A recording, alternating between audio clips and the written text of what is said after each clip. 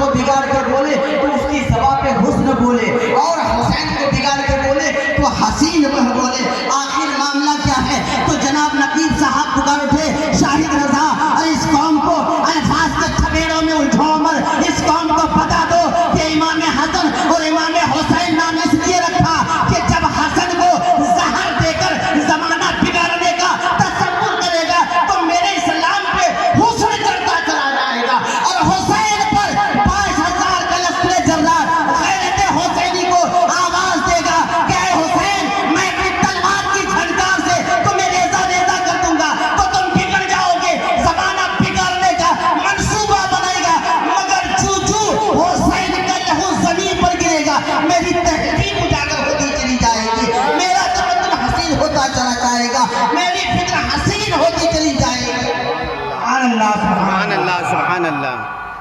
گویا امام حسن اور امام حسین وہ لوگ بڑے پیارے نام ہیں، بولو کسی بھی زاویے سے لیا جائے تو یہ دونوں نام بڑے پیارے نظر آئیں گے، اور وہ حدیث پاک کا ٹکڑا جو ہمارے اکثر علماء کرام فرماتے ہیں، سرکار فرماتے ہیں الحسین منی وانا من الحسین، محبت سے کہہ دیجئے الحسین منی وانا من الحسین، حسین مجھ سے ہے میں حسین سے ہوں، جس کو حسین سے محبت اس کو مجھ سے محبت، جس کو حسین سے عقیدت اس کو مجھ سے عقیدت، جس کو حسین سے اختلاف اس کو مجھ سے اختلاف، جس کا حسین میرا ہے میں حسین کے ہوں، جو حسین کا نہیں وہ میرا نہیں، جس کو حسین سے محبت اس کے مجھ سے محبت۔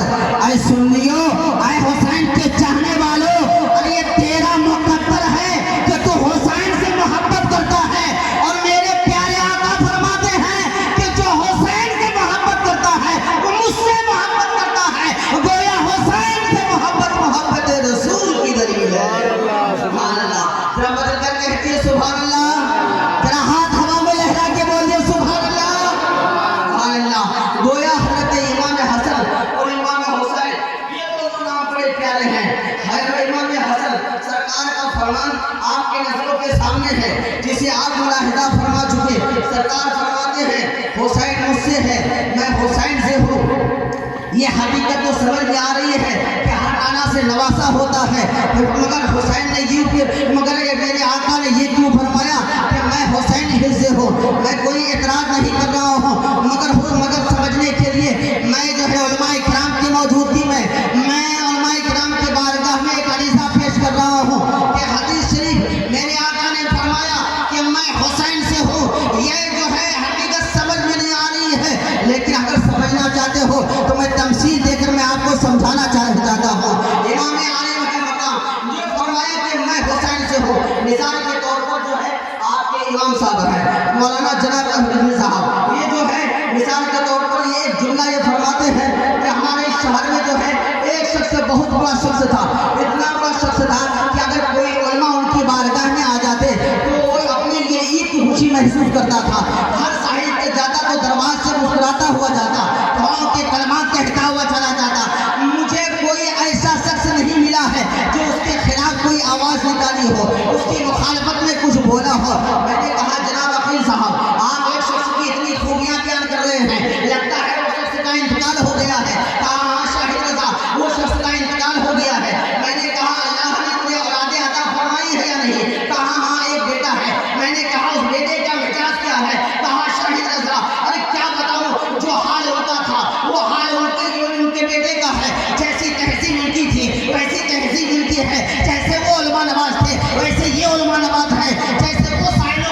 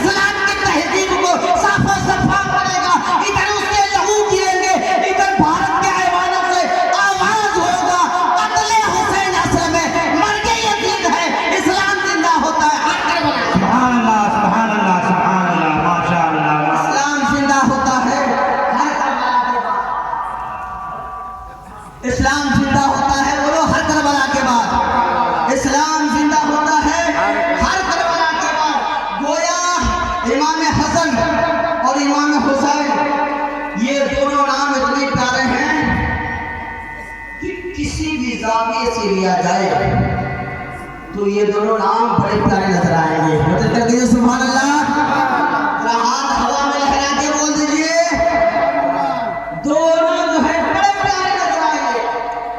اور وہ حدیث امام علی کا مقام کا میں کل پاک پڑھ لیجیے، اللہم صلی اللہ علیہ سیدنا و شفیعنا حبیبنا و مولانا محمد و بارک وسلم صلی اللہ علیہ وسلم علیہ یا رسول اللہ صلی اللہ علیہ وسلم۔ نگیر صاحب سے سنت ہو چکا ہے لیکن میں چلتے چلتے حضرت امام علی کا بچپن کا ایک واقعہ پہلے پیش کر دیتا ہوں، اجازت ہے؟ محبت ہوگی۔ حضرت امام حسین ہیں، بچپنا ہے اور حضرت امام حسین بیمار پڑ گئے۔ کیا ہوا بولو؟ بیمار پڑ گئے، اتنے کمزور، اتنے نحیس و ناتواں کہ بستر سے اٹھنے کے تاب نہیں رکھتے۔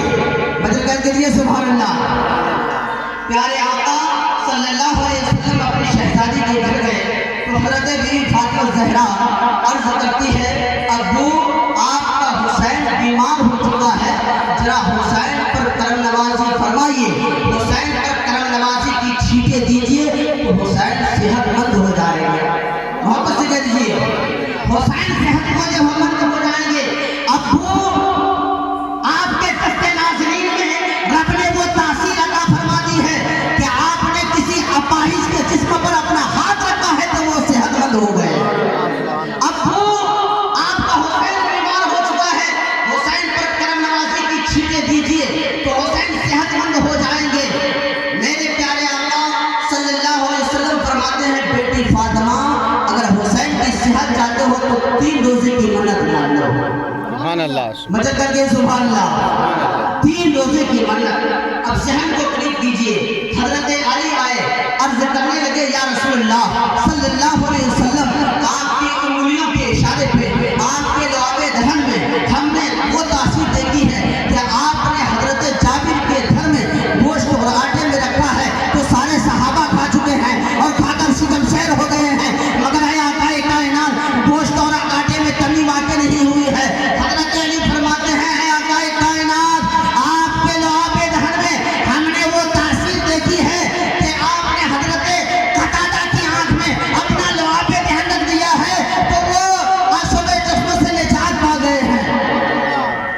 اے آقا کائنات ذہن کو قریب کیجیے، واقعہ بہت تفصیل ہے لیکن اختصار میں بیان کر رہا ہوں۔ میرے حضرت علی فرماتے ہیں اے آقا کائنات ذرا حسین کے حلقوم میں اپنا لعاب دہن ڈال دیجئے تو حسین صحت مند ہو جائیں گے۔ آپ اپنا دست ناظرین حسین پر رکھ دیجئے تو حسین صحت مند ہو جائیں گے۔ پیارے آقا صلی اللہ علیہ وسلم فرماتے ہیں اے علی اگر حسین کی صحت چاہتے ہو تو 3 روزے کی منت مان لو۔ کتنے روزے کی منت؟ 3 روزے کی منت۔ دیکھیے واقعہ بہت تفصیل ہے مگر میں اختصار میں تھوڑا سا چوس دے کر میں آپ کے سامنے میں پیاری پیاری باتیں رکھنا چاہتا ہوں کیونکہ علماء کرام کا قافلہ موجود ہے۔ ارباب علم و نظر صاحب فکر میرے جانے سے پہلے کوئی سوال کر سکتے ہیں شاہد رضا ارے حسین کی صحت کے لیے مصطفیٰ جان رحمت نے بیوی فاطمہ زہرا کو 3 روزے رکھنے کا حکم فرمایا۔ اگر آقا کائنات اگر 1 ہفتے کا روزے کا حکم فرمایا ہوتا تو حضرت بیوی فاطمہ زہرا قبول فرما لیتی، حضرت علی مرتضیٰ کے قبول فرما لیتے۔ حضرت علی اور بیوی فاطمہ زہرا کے پیشانی پر ذرہ برابر نہیں پڑ آتا اور بحسن خوبی و خلوص اسے مسکرا کر قبول فرما لیتی، لیکن سوال یہ پیدا ہوتا ہے کہ مصطفیٰ جان رحمت نے 3 ہی روزے کی قید لگائی، آخر یہ کیوں؟ تو میں علماء کرام کی موجودگی میں اس بات کی ضمانت اور اس بات کا میں اعلان کرنا چاہتا ہوں کہ اس وقت حسین بیمار تھے، حسین کی صحت کا معاملہ تھا، لیکن جو ہے مصطفیٰ جان رحمت کی نظر نبوت دیکھ رہی تھی کہ آج حسین بیمار ہیں، آج ان کی صحت کا سوال ہے، لیکن جب سن 61 ہجری میں جب ہمارا دین بیمار ہوگا تو میرا یہی لال حسین 3 دن کا بھوکا پیاسا اسلام کو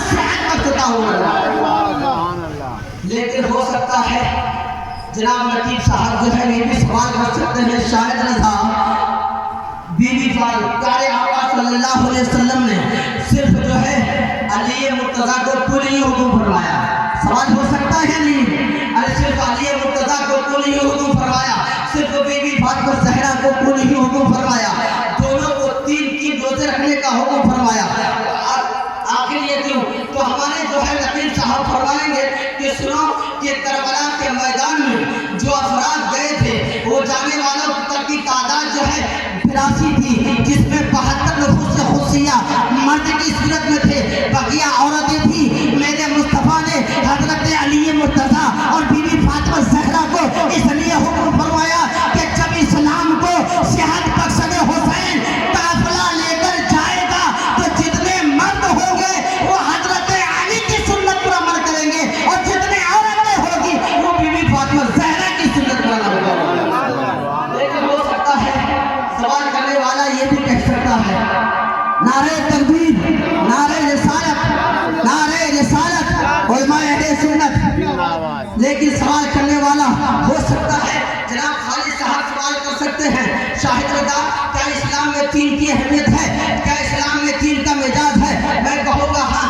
اسلام میں 3 کی اہمیت ہے، اسلام میں 3 کا مزاج ہے۔ تو ہمارے نقیب صاحب فرمائیں گے وہ کیا ہے بتا دیجئے۔ ہمارے خالد صاحب فرماتے ہوئے نظر آئیں گے کہ جنگ خندق کے موقع پر جب خندق کھودا جا رہا تھا تو ہواؤں کے جھونکوں نے دامن مصطفیٰ کو بوسہ لیا تو سرکار کے دامن کرم اٹھ گئے۔ واپس سے کہہ دیجئے سرکار کے دامن کرم اٹھ گئے تو میں نے دیکھا سرکار کے شکم نبوت پر 3 پتھر بندے ہوئے ہیں۔ میں نے کہا حضرات وہاں کا مقصد اور ہے، کربلا کا مقصد ہے اور ہے۔ کہا شاہد رضا ارے تجھے معلوم نہیں، ارے نانا کا مقصد اسلام پھیلانا تھا اور نواسا کا مقصد اسلام بچانا ہے۔ گویا اسلام پھیلانے کے درمیان بھوکے رہنا یہ نبی کی سنت ہے، اور اسلام بچانے کے درمیان بھوکے رہنا یہ حسین ابن علی کی سنت ہے۔ واپس سے کہہ دیجیے سبحان اللہ، ذرا ہاتھ ہوا میں لے کے بول دیجیے سبحان اللہ۔ ذہن کو قریب کیجیے، بڑی تیزی کے ساتھ میں بیان کر رہا ہوں۔ اب حسین صحت مند ہو گئے، اب حسین بولو، حسین صحت مند ہو گئے۔ حضرت بی بی فاطمہ زہرا عرض کرتی ہے اے میرے سرکار حسین صحت مند ہو گئے، اب آگے ان کی مدد کی تکمیل کے لیے روزے کی نیت کر لیجیے۔ سبحان اللہ کہیے سبحان اللہ۔ صبح کا سویرا نمودار ہوا، گھر میں پھاکا کشی ہوتی تھی، کہیں سے کوئی سامان نہیں جو سامان سے افطار کا انتظام کیا جائے، کہاں سے لایا جائے؟ حضرت علی مرتضیٰ اور حضرت بی بی فاطمہ زہرا علی مرتضیٰ کی بارگاہ میں عرض کرتے ہیں اے میرے سرکار ذرا کہیں سے کچھ تو لے کر آئیے تاکہ ہم جو ہے افطار کا سامان بنائیں اور روزے کے لیے لے کر بیٹھ جائے۔ حضرت علی مرتضیٰ ایک یہودی کے یہاں سے تھوڑا سا آٹا قرض لائے۔ قرض لینا ہماری شریعت میں جائز ہے، قرض دینا بھی ہماری شریعت میں جائز ہے، مگر قرض لینے والے پر یہ دینے والے کا یہ احسان برقرار رہتا ہے۔ گویا وہ جب جب چاہتا ہے اپنے احسان کا بدلہ اور احسان جتاتے رہتا ہے کہ میں نے فلاں کے موقع پر تمہیں قرض دیا تھا، تمہارے یہاں شادی تھی تو میں نے قرض دیا تھا، تمہارا بچہ بیمار ہو گیا تھا تو میں نے قرض دیا تھا۔ گویا وہ جب جب چاہتا ہے اپنے احسان کا بدلہ اور احسان جتاتے رہتا ہے، مگر معاف کیجیے گا حسین اور علی کی تاریخ ایسی نہیں ہے، حسین کسی احسان کے جیت نیچے دبے نہیں ہیں، مگر حضرت علی ایک یہودی کے یہاں سے تھوڑا سا آٹا قرض لائے، قرض لا کے بی بی فاطمہ زہرا کی بارگاہ میں پیش کیا۔ حضرت بی بی فاطمہ زہرا نے اس آٹے کے 2 حصے بنائے، ایک حصے کی روٹیاں پکائی، پکا کر لے کر بیٹھی ہے۔ ابھی سورج اپنے چہرے پر نقاب ڈالنے والا ہے، ابھی سورج اپنے چہرے کو وجود سے عدم کی طرف نکلنے والا ہے، ابھی سورج کے پھیکے چہرے پر نقاب پڑے گا، وہ لمحہ قریب آئے گا کہ حضرت بی بی فاطمہ زہرا اور علی مرتضیٰ اپنے روزے کی افطار کرتی ہوئی نظر آئے گی، مگر قربان چاہیے جو ہی روٹیاں لے کر بیٹھی ہے کہ دروازے پر ایک سائل نے آواز دی ہے اے نبی کے گھرانے والوں، اے سقی ابن سقی میں بھوکا ہوں، مجھے کھانا کھلا دو۔ حضرت بی بی فاطمہ زہرا اپنے سرتاج سے عرض کرتی ہے اے میرے سرتاج میں اس گھرانے کی شہزادی ہوں کہ جس کی فطرت خاصہ یہ تھی کہ کوئی بھوکا آتا تو مصطفیٰ جانے رحمت تو خود بھوکے رہتے تھے، مگر آنے والے کو کھانا کھلا کر بھیجا کرتے تھے۔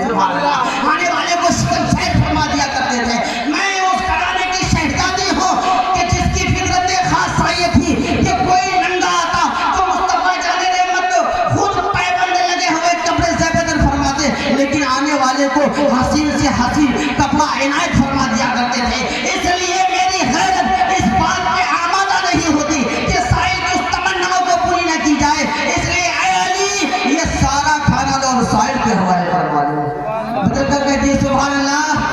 سارا کا سارا کھانا سائل کے حوالے فرما دیا. دوسرے دن کا بھی وہی معاملہ ہوا. جو آدھا آٹا بچا ہوا تھا اس آٹے کے پھر دو حصے بنائے. ایک حصے کی روٹیاں پکائی, پکا کر لے کر بیٹھی ہے. اب اس میں ڈوبنے والا ہے کہ حضرت بی بی فاطمہ زہرا اور حضرت علی مرتضیٰ اپنے روزے کی افطار کرتی ہوئی نظر آئے گی کہ دروازے پر بھی ایک سائل نے آواز دی ہے, اے سخی ابن سخی میں بھوکا ہوں, مجھے کھانا کھلا دو. پھر بی بی فاطمہ زہرا نے سارا کھانا سائل کے حوالے فرما دیا ہے. تیسرے دن کا تو وہی معاملہ ہوا کہ جو 1/4 آٹا بچا ہوا تھا اس آٹے کی روٹیاں پکائی ہے, پکا کر لے کر بیٹھی ہے کہ دروازے پر ایک سائل نے آواز دی ہے, اے نبی کے گھر آنے والوں, اے سخی ابن سخی میں بھوکا ہوں, مجھے کھانا کھلا دو. پھر سارا کا سارا کھانا سب جو ہے بی بی فاطمہ زہرا نے سائل کے حوالے فرما دیا. مطلب کیا کہتی ہے سبحان اللہ. ارے میرے رب کی قدرت کاملہ ہے کہ حکمت خداوندی کے سامنے آج سارے زمانے کی عقل ایک ہے. معلوم نہیں رب نے کون سا ذریعہ نکالا ہے, مگر ایک ذریعہ یہ ہے کہ جو ہم نے اپنے بزرگوں کی بارگاہ سے حاصل کی ہے کہ جو آٹا یہودی کے یہاں سے لایا گیا تھا اس قرض کی احسان کی جتانے سے بچنے کے لیے رب نے وہ سارا کھانا فرشتوں سے منگوا لیا ہے. اور حسین کی صحت کے لیے وہ روز بغیر دانے اور بغیر پانی کی ہے. مجھے کرنے دی سبحان اللہ. سبحان اللہ.